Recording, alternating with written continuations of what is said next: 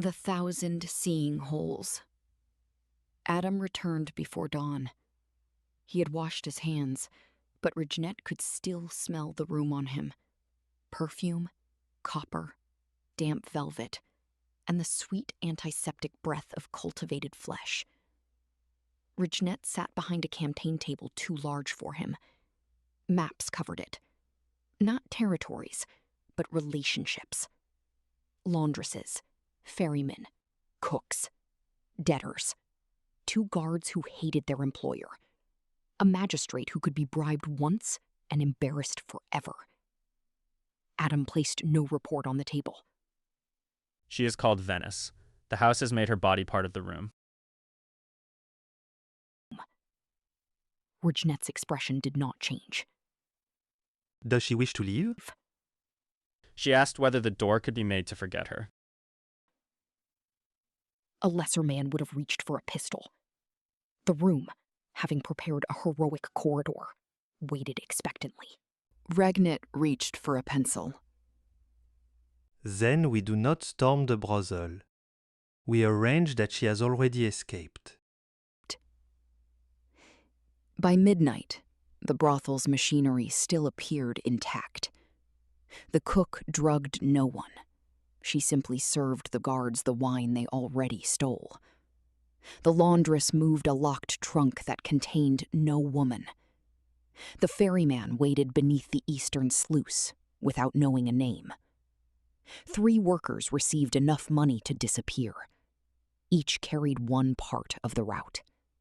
Nobody possessed the whole woman. Regnette entered through the front door. He wore black, stood Napoleon small, and carried himself like the building had accidentally been constructed around his arrival. Adam led him upstairs. Venice lay beneath a canopy of breathing silk. The walls had grown around her inheritance dress, grafting its black folds into the plaster. Across the visible skin, apertures opened and closed in miserable little tides. Some seeped, some whispered. Others strained toward every movement in the room without being able to see it. Venice looked at Regnette with her 2 ordinary eyes. "So," she murmured, "Adam brought me a little emperor." Only for maps, madame. "And what kingdom does Regnette intend to conquer?" None. Kingdoms are expensive. That earned the ghost of a smile. Regnette stopped beyond arm's reach. Venice may leave tonight. A double will remain. The house will believe it owns the same body until morning. But Regnette requires one decision. Only one? Which Venice walks out? Her smile disappeared. The one who can see. Regnette opened his coat. A silver surgical eel uncoiled from a vessel against his ribs and slipped into Adam's waiting hands. Its translucent body held hundreds of cloudy lenses, stacked like unborn pearls. Venice watched it approach. "No sleeping draught," she said. None. "No closing my eyes for me." Never. The eel touched the first wound. A membrane drifted across it. Not skin, not scar, but a wet, opalescent lens. The opening focused. Its first image belonged entirely to Venice. Regnette's careful distance, Adam's bloodless knuckles, the hidden door, the window latch, the entire room that had once looked only at her. Another door clouded. Then another. Eyes opened across Venice in constellations. Some looked toward the corridor. Some examined the knots binding her dress to the wall. One watched Adam's hand so closely that he moved more slowly. One looked directly into Regnet's face. Several apertures remained dark. Regnet glanced toward them. Those refuse the graft? No, Venice said. Leave them. Why? Because not everything done to me must become useful. Regnet bowed his head.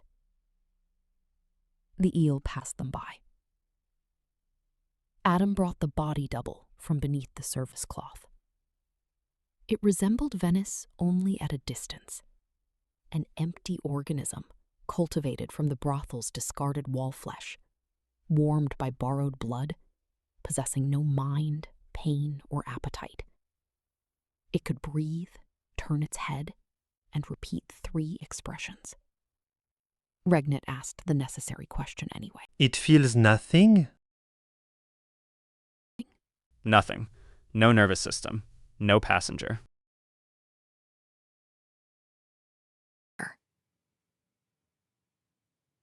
Venice examined it through 47 new eyes. Give it my smile. Reginald shook his head. It may borrow Venice's smile. Mercenary lawyer. Anarchist organizer. She gave the double a smile so intimate and dangerous that the empty face required 3 attempts to learn it.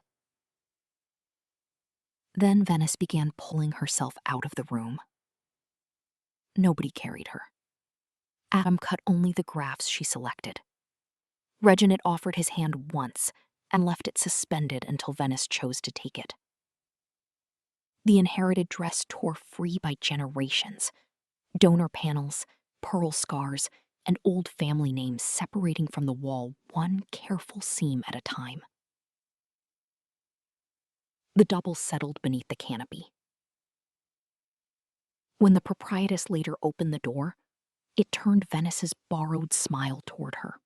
Not tonight, it said. By then, Venice was beneath the eastern sluice. The ferrymen stared at the impossible congregation of eyes beneath her living veil. Where to? He asked Regnet. Regnet looked at Venice. The old customs house, she said.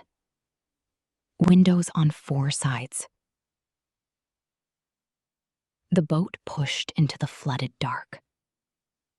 Behind them, the brothel remained convinced it possessed Venice. Ahead of them, every new eye opened upon a different route. Some watched the bridges, some watched the water, some watched Regnet and Adam, because trust was not blindness and gratitude was not surrender. The remaining holes stayed dark, wet, and hers. At dawn, Venice turned every seeing eye back toward the brothel. Regnet expected vengeance. Venice began naming exits. Regnet waited until Venice had finished naming the doors. Then he looked toward the brothel, small against the paling water. Good, he said. A prison survives by teaching everyone that escape is an exception. Venice has made it a system. One of the mouths beneath his coat clicked with appetite. Regnet quieted it with 2 fingers. No, he told the organism. This is not ours to consume. He turned back to Venice. Name the exits.